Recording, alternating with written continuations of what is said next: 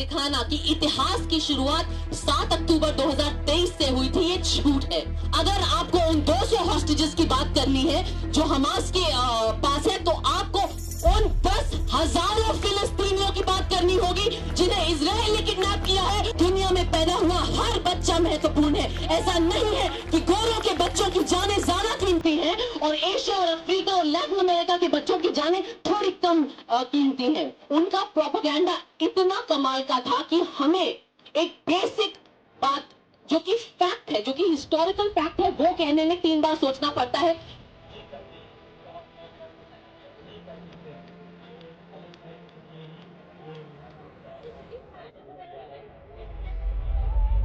वो कोशिश कर रहे थे कि वो जिंदा रहे, और वो अपना अस्तित्व मिटने से बचाएं। आज इजरायली हुकूमत ने सरेआम खुलेआम कहा है कि वो जो गाजा में कर रहे हैं, जो नरसंहार कर रहे हैं, वो फिलिस्तीनी अस्तित्व को, फिलिस्तीनी जमीन अस्तित्व और जान को मिटाने की मुहिम है।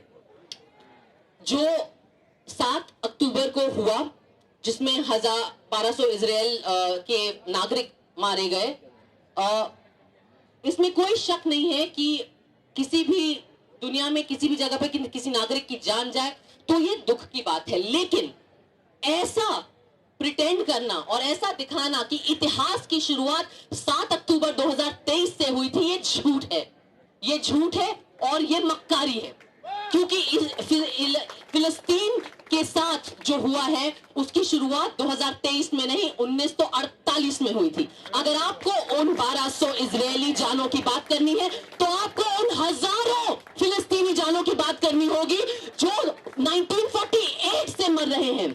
अगर आपको उन 200 हॉस्टेजेस की बात करनी है जो हमास के पास है, तो आपको उन 10,000 फिलिस्तीनियों की बात करनी होगी जिन्हें इजराइल ने किडनैप किया है और सालों दशकों तक अपनी जेलों में रखा है, बिना किसी ट्रायल के, बिना किसी चार्ज के।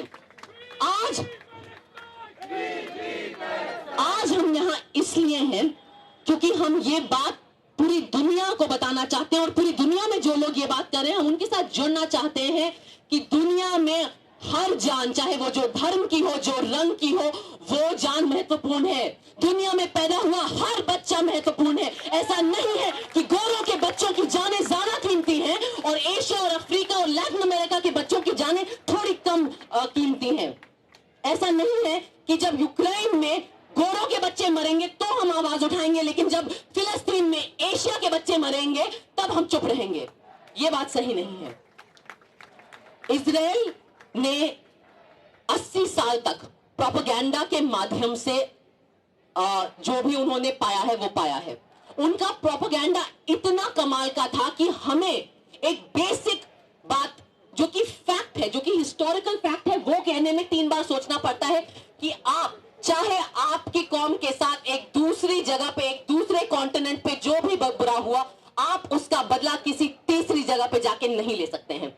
यहां पे मौजूद हर इंसान मानता है कि यहूदियों का जो नरसंहार हुआ था 1930 और 40 में, जो जर्मन नाजियों द्वारा हुआ था, वो एक बहुत बुरी चीज थी। लेकिन एक और बात है, यहूदियों के ऊपर जो प्रताड़ना हुई, जो जुल्म हुए, सबसे ज्यादा जो जुल्म हुए वो यूरोप में क्रिश्चियन हुकूमतों के व्हाइट पीपल द्वारा हुए। तो उसकी जो सजा है वो एशिया के फिलिस्तीनी जो एक ब्राउन एशियन पॉपुलेशन क्यों दे। बहुत सिंपल और बेसिक बात है। अब मुझे पता है कि ये लाइन जो है इसको बहुत ज्यादा हेडलाइनों में कंट्रोवर्शियल तरीके से निकालने की कोशिश करी है, लेकिन ऐतिहासिक फैक्ट को बोलना किसी धर्म के खिलाफ नहीं है। अगर आप फिलिस्तीन का इतिहास देखें तो उस जगह पे यहूदी, मुसलमान और क्रिश्चियन पॉपुलेशन सदियों से रहे हैं और वो बहुत अमन चैन से रहे हैं। ये जो लड़ाई है ये एक यूरोपियन हिस्ट्री का कलंक है जो वो एक एशिया के देश पे ब्राउन लोगों के ऊपर आके धोने की कोशिश कर रहे हैं। ये बात करना एंटीसेमेटिक नहीं है, ये बात एक फैक्ट अक्टूबर के बाद जो गाजा के लोगों पे जो बर्बरता हुई है, जो जुल्म उन्होंने झेले हैं, जो नरसंहार हो रहा है, जिस हैवानियत और दरिंदगी के साथ इजरायली हुकूमत अपनी हरकतें कर रही है, उसने इजराइल के प्रोपेगेंडा का पर्दाफाश किया है। वो जूइश हॉलोकास्ट और यहूदियों का हिस्टोरिकल ट्रॉमा इस्तेमाल कर रहे हैं अपने जुल्म के लिए। आज फिलिस्तीनियों के ऊपर जो हो रहा है, उससे हमें एक चीज मिलनी चाहिए, हमें हिम्मत मिलनी चाहिए कि चाहे इजराइल जो करे, हम फिलिस्तीनी लोगों का अस्तित्व, उनकी याद, उनकी लड़ाई अपने दिल, अपने जुबान, अपने जहन और अपनी हरकतों में कायम रखेंगे।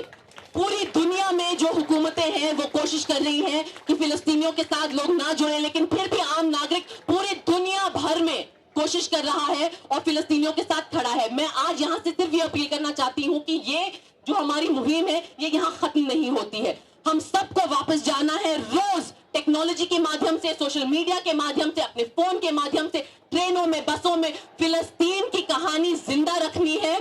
छोटे से छोटी पहल अपने घर में शुरू करिए, चाहे वो एक चीज बॉयकॉट करिए, आप एक छोटी सी चीज बॉयकॉट करिए, पर करिए जरूर।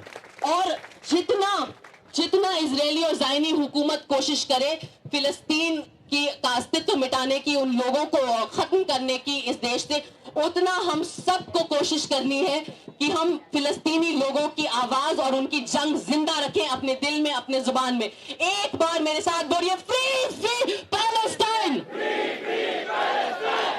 Free Palestine, from the river to the C,